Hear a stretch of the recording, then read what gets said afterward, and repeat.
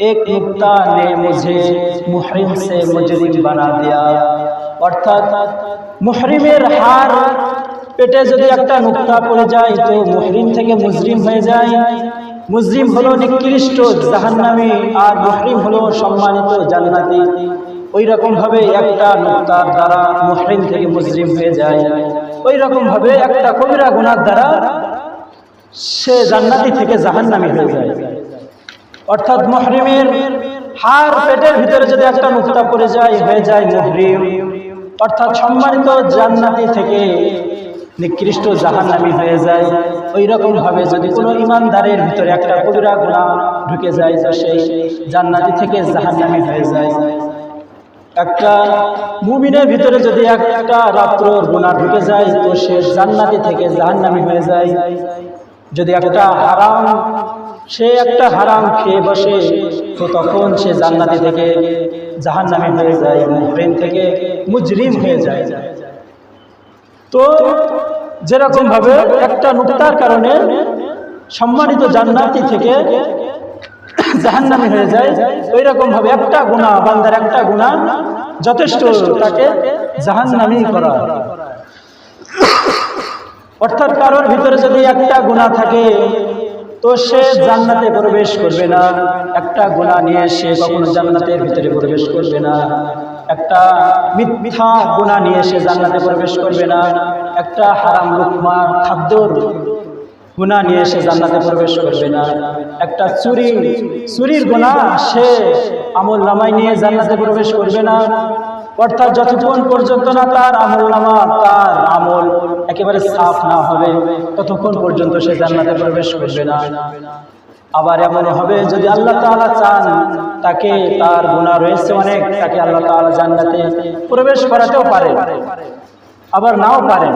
একটা গুনার কারণে আল্লাহ পাক তাকে জাহান্নামী করতেও পারেন। আবার অনেক গুনাহ রয়েছে, কোনো একটা তওবা ওসিলা করে তাকে আল্লাহ তাআলা তার গুনাহ খাতা মাফ করে তাকে জান্নাতি করে দিতে পারে। তো এই কারণে আল্লাহ রাসূল সাল্লাল্লাহু আলাইহি সাল্লাম সাহাবীদেরকে বলেন যে আল্লাহ তাআলা চান না তার বান্দারা জাহান্নামী হয়ে যায়, তার বান্দারা আগুনের ভিতরে নিক্ষিপ্ত হোক। তো আল্লাহ রাসূল সাল্লাল্লাহু আলাইহি সাল্লাম সাহাবীদেরকে নিয়ে এক গজওয়া থেকে ফিরে আসতেন। তো আসার প্রতিমধ্যে আল্লাহ রাসূল সাল্লাল্লাহু আলাইহি সাল্লাম একটা গাছের নিচে আশ্রয় নিলেন, গাছের ছায়ায় আশ্রয় নিলেন। তো আল্লাহ রাসূল এবং সাহাবী কেরামরা দেখেন যে দূরে একটা বাসাবাড়িতে একটা মা তার বাড়ির উঠানে 3টে পাথর বসায় রান্না করছে। তো এখনকার জামানায় তো আমাদের বাড়িতে বাড়িতে রান্নাঘর, কিন্তু আগের জামানায় উঠানে উঠানে রান্নাঘর ছিল। তো 3টা পাথর বসিয়ে একজন মহিলা ভাত রাঁধতেছেন, খানা পাকাইতেছেন। তো এটা আল্লাহ রাসূল সাল্লাল্লাহু আলাইহি ওয়াসাল্লাম দূর থেকে সাহাবীদেরকে নিয়ে দেখতেছেন। তো ওই মহিলার একটা সন্তান, বাচ্চা সন্তান আছে। তো বাচ্চা সন্তান খালি মায়ের কাছে আসতেছে। আল্লাহ রাসূল সাল্লাল্লাহু আলাইহি ওয়াসাল্লাম দেখে যে মা বারবার তার সন্তানকে দূরে রেখে আসছেন, সন্তানের কাছে খেলনা দিয়ে তাকে দূরে রেখে আসেন। তারপরে সন্তান আবার মায়ের কাছে চলে আসে।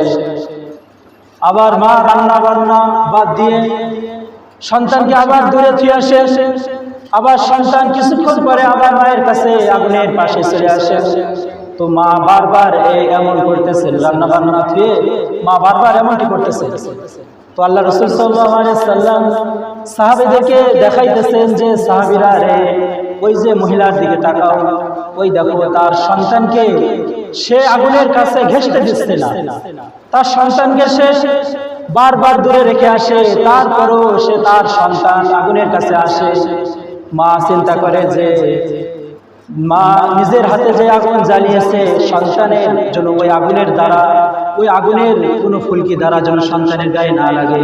বাহিরে দমকা হাওয়া, এই হাওয়ায় যেন আগুনের কোনো ফুলকি সন্তানের গায়ে স্পর্শ করে বিন্দু মাত্র সন্তানের ক্ষতি না হয়, এইটা মায়ে চায় যে তার হাতে যে আগুন জ্বালিয়েছে ওই আগুন দ্বারা যেন তার বাচ্চা কোনো রকম ক্ষতিগ্রস্ত না হয়। ওই রকম ভাবে আল্লাহ তাআলা জাহান্নামে আল্লাহ তাআলা যেই আগুন নিজের হাত দ্বারা জ্বালিয়েছে, আল্লাহ তাআলা চায় যেন বান্দা তার আগুনের ভিতরে না আসে। এই কারণে আল্লাহ তাআলা বান্দার গুনাহকে ক্ষমা করার জন্য আল্লাহ তাআলা বারবার রমজান মাস পাঠান। আল্লাহ তাআলা বান্দার গুনাহ ক্ষমা করার জন্য প্রত্যেক রাত্রে আল্লাহ তাআলা প্রথম আসমান থেকে শেষ আসমানে এসে আল্লাহ তাআলা বান্দাদেরকে ডাকতে থাকেন যে কার গুনাহ হয়েছে আমার কাছে বলো, আমি তার গুনাহ খাতাকে ক্ষমা করব। তো এইরকম ভাবে মা যেমন তার সন্তানকে আগুনের ফুলকি থেকে বাঁচানোর জন্য বারবার দূরে রেখে আসে, আল্লাহ তাআলা তার বান্দার জন্য জাহান্নামের আগুনে না পড়ে এই কারণে বারবার আল্লাহ পাক রমজান মাস পাঠান। বারবার তাকে হায়াতে বাঁচিয়ে রেখে তাকে রমজান মাস পর্যন্ত পৌঁছায় দেন, যাতে সে তওবা করে মুহরিম হয়ে যায়, যেন তার এক ফোঁটা গুনার কারণে সে মুজরিম না হয়ে সে মুহরিম হয়ে যায়। অর্থাৎ তার আমলনামায় যদি কোনো কবিরা গুনাহ থাকে, তার আমলনামায় যদি কোনো বড় আকারের কোনো গুনাহ থাকে, তাহলে সে গুনাহ খাতাকে সে যদি মুছে ফেলে, জিমের পেটে ওই ফোঁটা যদি সে মুছতে পারে তো হাতে মুজরিম হয়ে যায়। ওই রকম ভাবে যদি কবিরা গুনাহ মুছতে পারে তো জাহান্নামী থেকে সে জান্নাতি হয়ে যায়। তো এই কারণে আল্লাহ তাআলা আমাদের কাছে বারবার রমজান মাস পাঠান।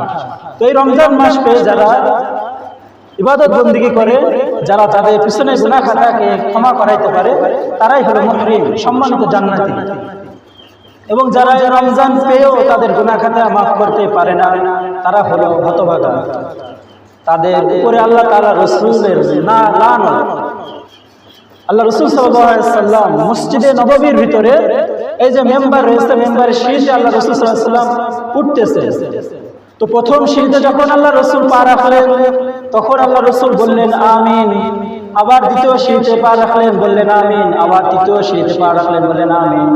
সাহাবীয়া কেরামরা জিজ্ঞেস করলেন, ইয়া রাসূলুল্লাহ, আপনি তো এমনটি আগে কখনো করেন নাই, এই যে মেম্বারের সিজদে পা রাখেন আর আমিন বললেন, এমন তো আমরা আগে কখনো আপনাকে দেখি নাই, আজকে হঠাৎ বললেন।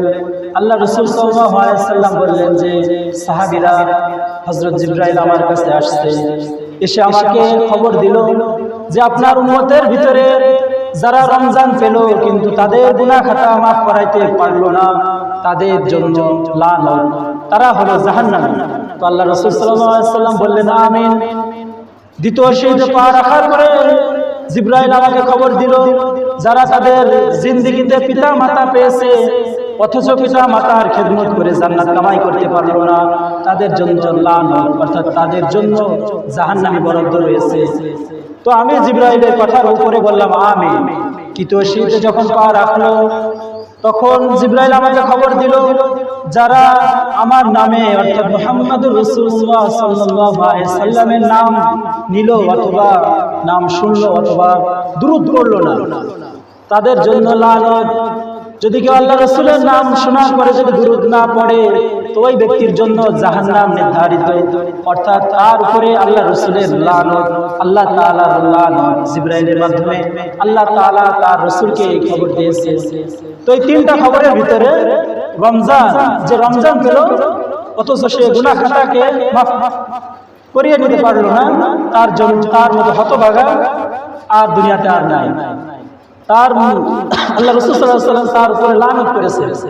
এমনকি আল্লাহ তাআলা জিবরাইলের মাধ্যমে আল্লাহ তাআলাও তার ওই ব্যক্তির উপরে লানত করেছে যে আল্লাহ রাসূলের উপরে দুরূদ পড়ে না, যে পিতামাতা হায়াতে বেঁচে থাকতে পিতামাতা পেল কিন্তু পিতামাতার খেদমত করতে পারলো না, ওই ব্যক্তির জন্য আল্লাহ তাআলা রাসূল লানত করেছে। জিবরাইলের লানতের সাথে আল্লাহ রাসূল সাল্লাল্লাহু আলাইহি ওয়াসাল্লাম আমিন বলেছেন। তো এই কারণে এই যে আল্লাহ পাক আমাদের রমজান পর্যন্ত পৌঁছায় দিয়েছে, এই রমজানে যাতে করে আমরা আমাদের গুনাহ খাতাকে মাফ করে মুজরিম না হয়ে মুহরিম হয়ে কবরে যেতে পারি, অর্থাৎ নিকৃষ্টতম জাহান্নামী না হয়ে সম্মানিত জান্নাতি হয়ে যেন কবরে যেতে পারি, এই জন্য আল্লাহ তাআলা আমাদের রমজান মাস পাঠিয়েছে।